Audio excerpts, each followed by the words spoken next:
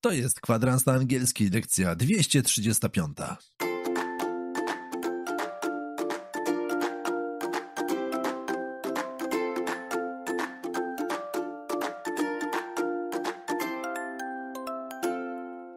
Witajcie w powtórkowej lekcji Kwadransu na angielski. Dzisiaj będziecie mieli okazję przysłuchać się naszej dyskusji, która będzie w pełni po angielsku. Będziemy zadawali sobie nawzajem pytania powiązane z niepełnosprawnością.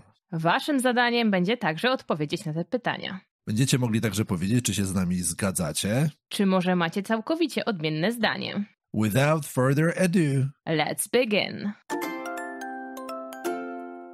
to za moment przejdziemy sobie do pytań, ale najpierw chcieliśmy wam podać jedną radę, która znacząco pomoże wam podnieść poziom angielskiego. Starajcie się na siłę używać wyrazów nowo poznanych. Nawet jeżeli wasza wypowiedź będzie nieco koślawa, to i tak postarajcie się użyć wyrażenia czy idiomu, który chcecie zapamiętać. Jest to bardzo ważne, zwłaszcza dla osób na poziomie B1, B2, gdzie już dogadacie się prawie na każdy temat, ale cały czas czujecie, że mówicie zbyt prostym językiem. Bez tego dodatkowego wysiłku bardzo ciężko będzie wam wzbić się na wyższy poziom płynności językowej. Zatem, Aniu, czy masz pod ręką wyrazy, które chciałabyś użyć w dzisiejszej naszej dyskusji? Tak, mam. Ale zobaczymy, let's find out. Zobaczmy, jak nam pójdzie. Let's find out. No tak, mówię to właśnie, bo nie chcemy tylko sobie mówić, chcemy Używać. mówić tak, aby użyć tych wyrazów, które wprowadzaliśmy w poprzednich odcinkach. No dobrze, to może ja zacznę od pytania. Aniu. I'm ready. Dawaj. You're ready. Good. What kinds of disabilities do you know of? Deafness. Sure. Blindness. It was blindness or blind? You can say blindness, right? Or vision impairedness. Mobility impairments.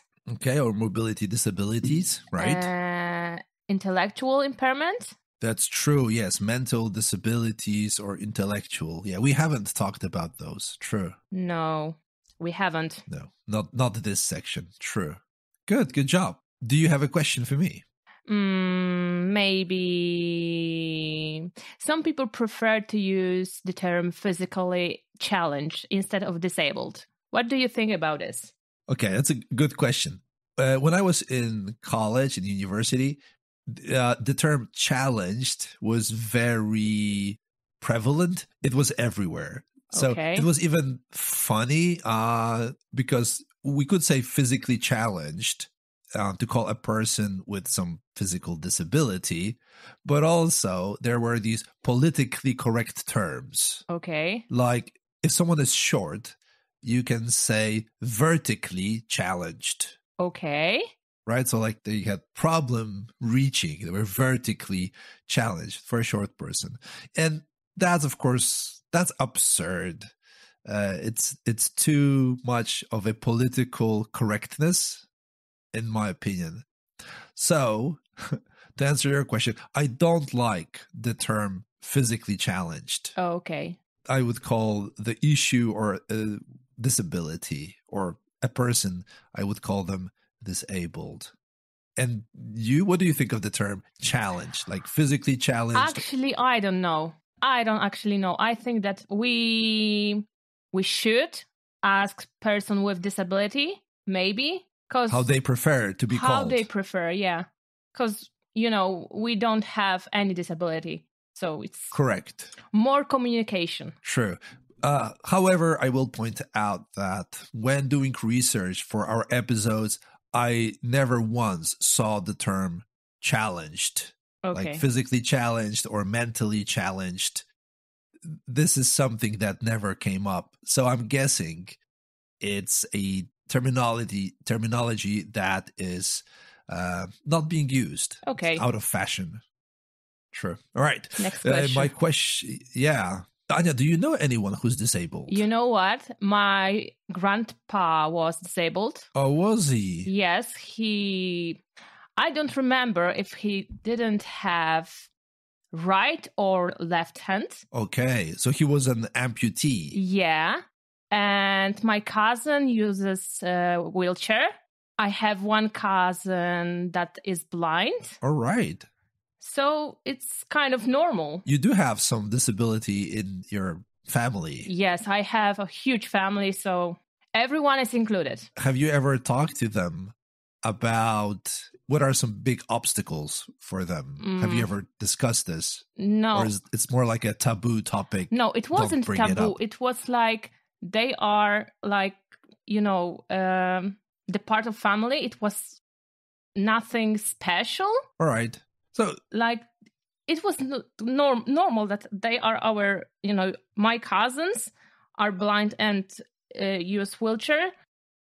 And it's, I don't know, it's nothing unexpected. I guess that's a good way to say it. Right. Okay. So you've never had this discussion about the obstacles. No, I don't think that they actually, for example, my grandpa, he is my hero. He peel potatoes with one hand. Nice. So it was shock. Yeah, for people with both hands. Yeah. hands. Yeah, that's how do you do that? That's true. Is it possible? I would love to see how that's possible. It is possible. It's amazing how much is possible. Yes, it is. When we adapt, Yes, it is. right? And we can adapt quite well to these situations. Well, thank you. And the question to you, what daily problems do you think wheelchair users have in our town? Oh, that's a good question. So again, this is a perspective of a person who doesn't use a wheelchair. So my perspective is skewed. I don't pay a lot of attention. However, But you use a stroke. a stroller, like with kids, right? Yes, with kids. So you Yes, that was a that was And a challenge. it was, especially that at a certain point when my kids were small, we used a big stroller for 2 kids. Yes, I remember that. And it was heavy. And so a great example is the place where you currently live, Anya, right? Your block of flats. Yes. It has no ramp of any sort for either wheelchairs or prams or strollers. And it has a lot of stairs. Yes. It would be impossible for a wheelchair user to live there. Yes, and we don't have lift. Nope, there is no lift. And I'm sure that there are most of the places are like that. And I'm not sure with new buildings being built if the designers think about people with mobility disabilities. I hope so. Like, are they designed? But I don't know. Right, because you're trying to optimize space, Yes, it is. right? You're trying to build smaller or bigger apartments. Cheaper. Exactly. But I'm not sure we think about hallways, for instance. Like, Yes. I'm pretty sure usually they would be the minimum required width. And elevators, again, it's something that developers are trying to avoid because of costs, probably, and different regulations and whatnot. And I think that the problem is also that you have to use stairs to use lift in many places. That is true. I'm pretty sure these people, wheelchair users, will feel excluded from a lot of things. Even in offices where there are regulations in place, I'm not sure how these elevators that are sometimes outside a building, are they operational? Can you actually summon a person by using that bell there to ask for assistance? I never checked if it works. So I would say that Toruń, if I take a look at like the train station, which the elevator is there and it's been functioning at least, but like the escalator very often doesn't work. But I guess wheelchairs wouldn't use an escalator. They would use the elevator. Yes. So it is operational. It works there. And for the rest, it's hard to tell, to be honest. I would say it is an issue, but I don't know how big of an issue. Would you agree? Yes, I agree. I think that a lot of things changed, but we have to try harder. right? And like you said, usually the adaptations for wheelchair users, I would guess that they are more of a private initiative. It's up to the person who lives there to have a ramp that would allow them, for example, to enter a flat via the balcony. Yes, but you know what? In our block of flats, we have this issue with no ramp. Yeah. And there was no possibility to build one. That's what the administration said. I would argue when there's a will, there's a way. And a good example of that is my wife's grandmother. In her building, what they had is, because there was also no place for a ramp, but a lot of old people. And what they had is they had like a foldable ramp. Okay. So there were these two kind of rails, I want to say. Normally, they would be against the wall. Okay. But if there was a person, a wheelchair user, and they wanted to get up to the elevator, because the elevator started, but at the first floor. Yes. They would just detach this railing from the wall, put it down on the stairs. Okay, but roll the wheelchair up and attach it again. So there was no issue, no conflict of, the stairs would be too narrow. Okay, but do you actually need another person to help you with that? Oh, I don't know. Wheelchair users, again, they can be surprisingly apt with how they use their wheelchairs. So I don't know. Okay. Probably some would need the elderly, definitely. But for a younger person, I guess they could do it themselves. Okay. Maybe not bring it up, but to lower it, you just use some kind of a key and use gravity. So okay. And one advantage is that many buses are actually the new one. Have accessibility? Or are accessible, yeah. Yes, for people who use wheelchair. Very true. Unlike trams in Toruń, trams, yes, which are an issue. Even for my kids, they're an issue. So for a wheelchair user, yes, this is something that we have to fix. But buses, huge advantage. Yeah, definitely. Can I ask you one more, I guess, question? Because I think we're running on 20 minutes. Yes. So we'll see. Let's try one more. Let's try with a futuristic question, maybe. Okay. Do you think science will be able to end disability one day? I hope so.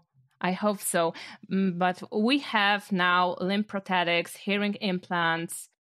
They are all the work of scientists. So maybe someday. Very true, especially for amputees. Yeah. I bet there is a lot to work on, and there's still a learning curve for using these. Same with hearing implants. It's not like you put in an implant and your hearing is back or it's there. But especially with prosthetics, I think you're right. A good example is Paralympic Games, right? Yes. Where you have runners with prosthetics who are just amazing at what they can do.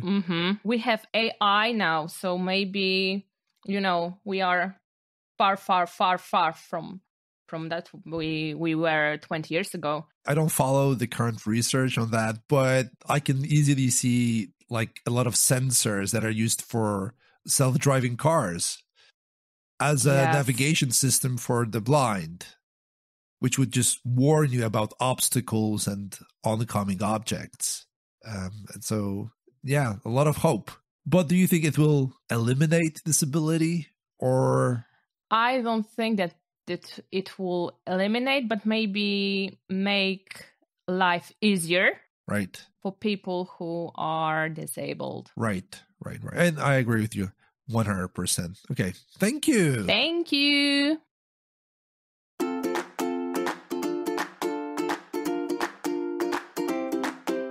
To już wszystko na dzisiaj.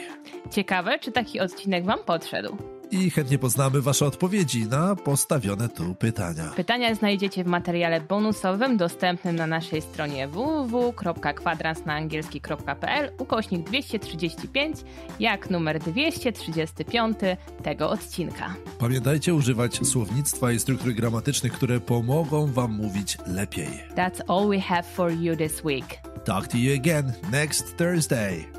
Bye.